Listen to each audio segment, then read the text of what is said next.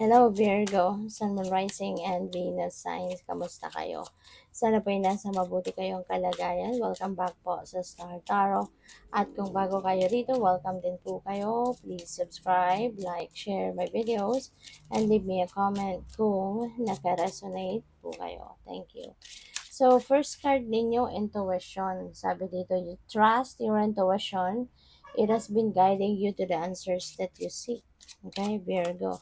So, alam mo kasi Virgo, you are one of those signs na very highly intuitive and highly sensitive. Kaya dapat lang, diba, napakinggan mo talaga lagi kung ano yung binubulong sa'yo ng inyong intuition. Okay? Because that's divine guidance. Yan ang gabay sa'yo ng universe. Alright? So, your next message is strength. You are being guided by the cosmos.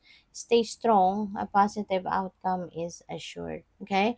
So, ginagabayan ka ng universe talaga, no? Through your intuition, siguro even through visions, signs, symbols, synchronicities, omens, maaring pinapadala yan sa'yo ng divine na to guide you on how you're going to navigate your circumstances. Okay?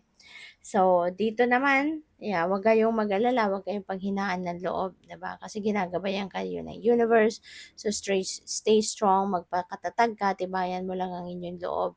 At kung ano man yung ginagawa mo ngayon, ano man yung effort na binubuhos mo sa kung anumang bagay, no, ang pinagkakabalahan mo, there will be a positive outcome to it. No? Merong magandang solusyon or merong magandang resulta, positibong resulta ang magkakaroon kayo. Alright? So, we have signs. The universe has been gently nudging you forward by revealing to you signs and synchronicities. Okay? So, maaari lately, Virgo, baka hindi mo pa napipick up kung ano yung mensahe sa'yo ng divine. But eto, heads up ito sa'yo na may mga nudges na pinapadala na sa'yo yung universe. Maaring you're being sent signs and synchronicities recently. So, make sure na you're paying attention to it. No? At kung hindi mo magets kung anong ibig sabihin nito, i-meditate mo yan. Okay? Kasi feeling ko din dito, madalas din naman kayong mag-meditate. And meditate bring answers, hindi ba? Kaya ipagdasal mo kung anong ibig sabihin ng mga mensahe, ng mga synchronicities and signs na pinapadala sa iyo ng universe if you're not understanding it sa ngayon. Okay? So, by the way, maraming salamat for subscribing, and if you haven't subscribed yet, subscribe na kayo. And also, maraming salamat din for not skipping the ads. Malaking bagay po yan sa akin. And also, please click the join button sa baba ng video kung gusto po ninyo na mag-join kayo sa membership. Okay? Salamat po. So, what else? We have the faith, accepting help and guidance. See, Virgo, feeling ko dito yung guidance na ito, no? Maybe there are some people, no? Maaari na meron din mga tao ditong ipapadala sa path mo ng divine universe to guide you, no?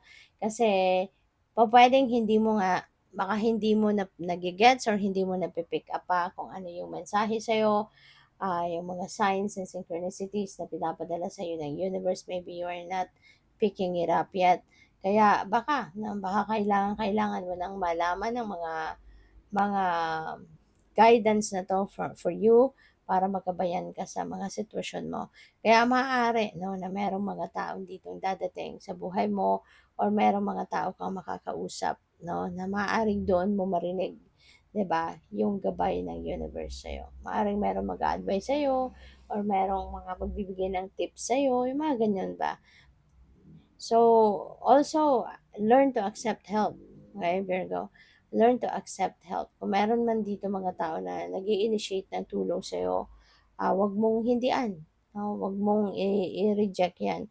Accept it. Kasi lahat tayo, huwag kayong mahihiya. Kasi lahat tayo, we are all entitled for help. We are all entitled to receive blessings from other people. Kasi hindi rin naman, life is not all about giving, 'di ba? Sometimes, may time din na tayo naman ang dapat mag-receive. May time na tayo naman yung dapat na mag-appreciate ng tulong ng iba. Kasi hindi lang 'yon. It's not all about us receiving, 'di ba? But in that way as well.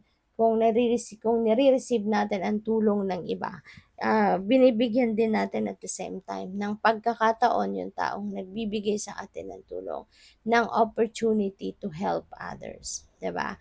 So in a way, hindi lang ito about us receiving, but nakakatulong din tayo doon sa nagbibigay sa atin because we are accepting their help. We are giving them the chance, 'di ba? Na ipakita din yung concern nila sa atin, sa ibang tao, yung gano'n, okay? So what else? We have adventurer. Ayan, so responsibility and expectations. You know what? Maaari na siguro marami kayong responsibilidad, no? Ang dami sigurong responsibility na nakapatong sa balikat ninyo, no? Parang ganon. And also there are so many people that have high expectations, no, about you. Maring marami dito din tao, yung mga ang daming matataas din na expectation sa'yo, kung anong mga gusto nila, anong mga inaasahan nila, 'di ba? Kaya po pwede, no, na ang iba sa inyo rito siguro, um, baka ang iba sa inyo dito parang nabibigatan, no? Feeling ko ang iba nabibigatan na sa responsibility ninyo na maybe this is not wanted responsibility anyways, but maaaring inakap mo na lang bilang responsibilidad mo because this is what other people around you parang ine-expect sa'yo. No? Ine-expect nila na gagawin mo to, papanindigan mong ganyan, 'di ba? So kahit unwanted responsibility ito, but because these are the expectations that other people have put you on your shoulder, or have put on your shoulders. Kaya parang eto na, 'di ba? Tinanggap mo na lang, inaccept mo na lang kahit hindi ito yung mga gusto mong kahit hindi mo gustong gawin ito, no? Parang gano'n. So parang in a way, ang daming sakripisyo ang ginagawa mo sa ngayon. So what else? We have the wise one, there is tradition and order. So baka kasi maaring ganito na yung tradisyon sa pamilya. You know, maaring meron tradisyon sa pamilya na kailangan kailangan ikaw ang magpatuloy, no? Parang may gano'ng ganap. 'Yun ang napi-pick up ko dito na siguro, 'di ba, maaring ano ka talaga 'no, Virgo, talagang siguro nasa faith mo din yung sakripisyo, 'di ba, yung pagsasakripisyo. Kasi maaring dahil siguro inakap mo na din yung tradisyon ng inyong pamilya, 'di ba? Kaya ikaw yung willing na magpatuloy ng tradisyon, kaya okay na lang sa'yo, 'no, na magsakripisyo ka, isakripisyo mo yung sarili mong kaligayahan, 'di ba?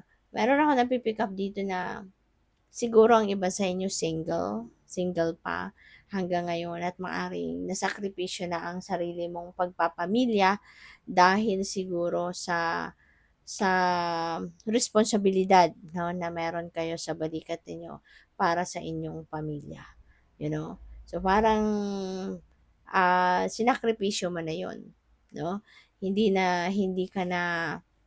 Hindi mo kumbaga parang nakalimutan mo na siguro or talagang kinalimutan mo na yung pag-aasawa, kinalimutan mo na yung pagbuo ng sarili mong pamilya because parang binitbit mo na sa balikat mo, no, yung inyong buong pamilya na ikaw na ang nandiyan, ikaw na sumusuporta, ikaw na yung tumutulong, ikaw na yung parang ikaw na yung lahat-lahat, no, yung buhay mo parang inalay mo na lang doon sa mga magulang mo, sa mga kapatid mo, 'di ba, sa pagtulong sa kanila, yung gano'n. So, good luck Virgo. Thank you for watching. Love and light. Namaste.